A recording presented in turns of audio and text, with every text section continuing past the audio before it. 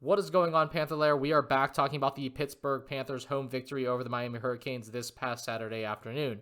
Now, one of the things I want to highlight here is why I think Ishmael Leggett was a big reason for Pitt winning this game.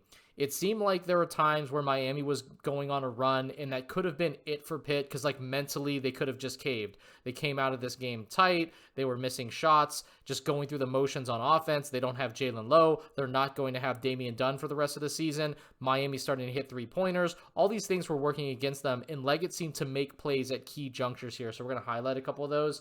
So this is after Miami has hit 3 straight three-pointers. And this is kind of when I think they came into some of their urgency and action.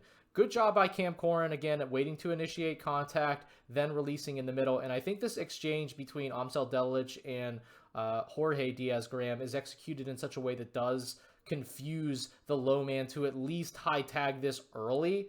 And Corrin does a good job collecting that on the short roll and finishing. But this is a pretty big play too. So this is the defensive stand right after that score. And it's a 5-point game. Leggett gets a steal, and he goes down and cuts it to a 1-possession game.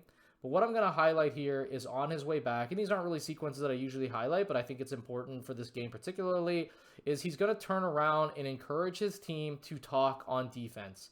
And he does this, a hand motion enough to say, hey, talk. One of the threes that Miami hit was because there was no communication. So this is definitely Leggett letting him know, hey, let's talk here. And you're going to see that Miami is going to do this kind of Horns Iverson cut over the top. And then Corrin's man is going to come down, and he's going to trail that action and set a screen here on the wing. And Corrin is going to shout out, hey, Guillermo Diaz-Graham, you need to switch that.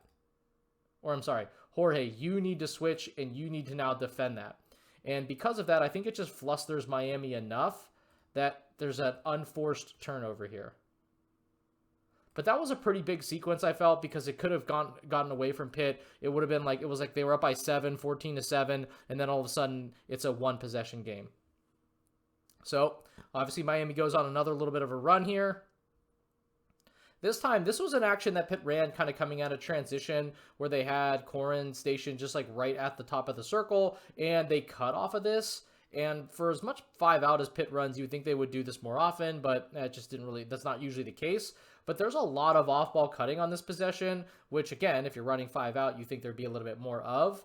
But this is just another big basket here by Leggett. So you see Delic passes into Corrin, he cuts through. You're going to see Guillermo Diaz-Graham, he is going to cut through here.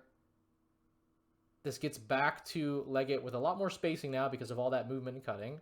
And just kind of attacks, gets 2 feet in the paint, and gets an and one. So just another really big basket by Leggett.